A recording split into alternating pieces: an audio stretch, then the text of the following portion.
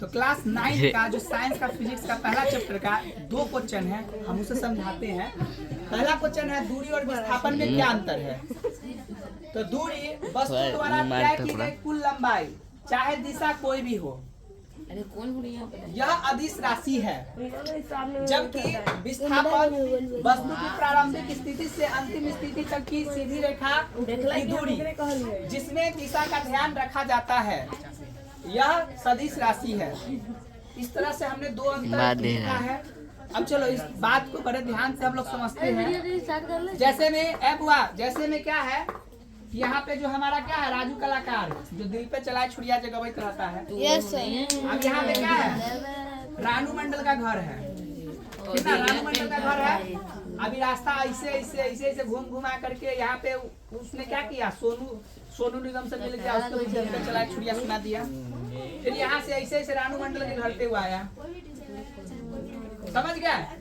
तो उन्होंने क्या किया, देखिए उन्होंने वस्तु द्वारा तय की गई कुल लंबाई, उन्होंने रानू जो है हमारा कलाकार साइकिल पे अपना जा रहा है, तो उसके द्वारा दूरी तय की गई दूरी ये हुआ है, जितना दूरी तय किया होगा वो पूरा दूरी हुआ, कुल लंबाई है। इसी लंबाई को क्या बोलेंगे हम लोग, दूरी बोलेंगे। बताइए समझ में। और दूसरी तरफ क्या है कि वास्तु रे बुआ रे लड़का पढ़ा दिले तो शांत रह ना, सुन ले ना, दोबारा सुन ले तो ठीक है ना, कम से कम ऑनलाइन वाला बच्चा से पढ़े दही ना, शांत रह, ठीक ना। अब देखो दूसरी बात क्या, विस्थापन में तो वस्तु की प्रारंभिक स्थिति, तो ये जो हमारा पहला वस्तु है कौन, जो दिल पे चलाई छुड़िया, ये यहाँ पे इसका घर है, से अंतिम स्थिति तक, अंतिम में कहाँ पहुंचा, रानू मंडल के घर। तय की गई सीधी रेखा की दूरी, तय की गई मतलब देखो ये क्या है, तक की सीधी रेखा की दूरी ऐसे है कि नहीं है। हाँ, इस दूरी को हम लोग क्या बोलेंगे, इस दूरी को हम लोग बोलेंगे विस्थापन। जैसे अगर वो कुल लंबाई चला ना, उसको हम लोग क्या बोलेंगे, उसको बोलेंगे दूरी। परंतु ऐसे जो यहाँ से लेकर के यहाँ तक की जो दूरी होगी, प्रारंभिक वस्तु की जो प्रारंभिक स्थिति है और अंतिम जो स्थिति है, वो दूरी के बीच के एकदम डिस्टेंस को क्या बोलेंगे, हम लोग विस्थापन बोलेंगे। तो पहला जो बात है वो समझ गया कि विस्थापन किसको बोलेंगे और दूरी किसको बोलेंगे, ठीक ना। तो हमेशा क्या होगा, दूरी बड़ा होगा, विस्थापन छोटा होगा, या दोनों भी बराबर भी हो सकता है। जैसे मान लेते हैं अगर सीधा रास्ता हो तो बराबर होगा। अब बात करते हैं दूसरी क्या अंतर है, तो जो हमारा दूरी है वो अदिश राशि है, और जो हमारा विस्थापन है वो क्या है, वो सदिश राशि है। अब बढ़ते हम दूसरे क्वेश्चन की तरफ। दूसरा क्वेश्चन क्या है कि औसत वेग की परिणाम और औसत चाल समान कब होंगे।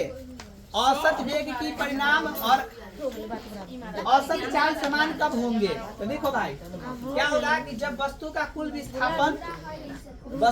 विस्थापन और कुल दूरी बराबर हो। जैसे मान लेते हैं कि अगर ये जो हमारा कलाकार अगर यहाँ से सीधा रास्ता है, बताओ इसके लिए यही दूरी होता और यही विस्थापन होता, दोनों सेम होता, बराबर होता।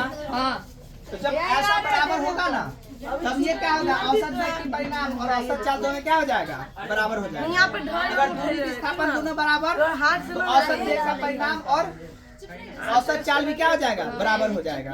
बता समझ में रे, न समझ में बैठो, शांत रहो ना, 2 मिनट तुम शांत रहो ना, ठीक। अब देखो तो ये चीज हो गया। और मान लेते हैं कि दूरी और विस्थापन कब संभव होगा। क्या ये ऐसे आएगा, तो क्या ये संभव है दूरी और विस्थापन, नहीं ना।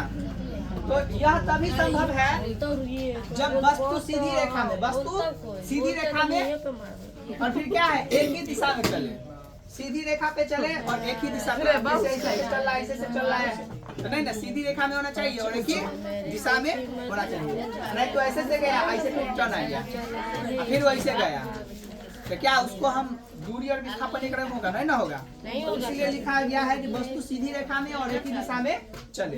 तब ये दोनों क्या हो जाएगा, दूरी और विस्थापन बराबर होगा। अगर दूरी और विस्थापन होगा बराबर तो क्या होगा, औसत वेग का परिणाम और औसत चाल दोनों क्या हो जाएगा, बराबर हो जाएगा। तो आई होप ये वीडियो से तुम लोग जरूर सीखा होगा, समझा होगा। तो इसी तरह चैनल को सब्सक्राइब कर लो, इसी तरह का जो वीडियोज है वो आती रहती है इस चैनल पे। चलो आगे फिर किसी नए वीडियो में मिलते हैं।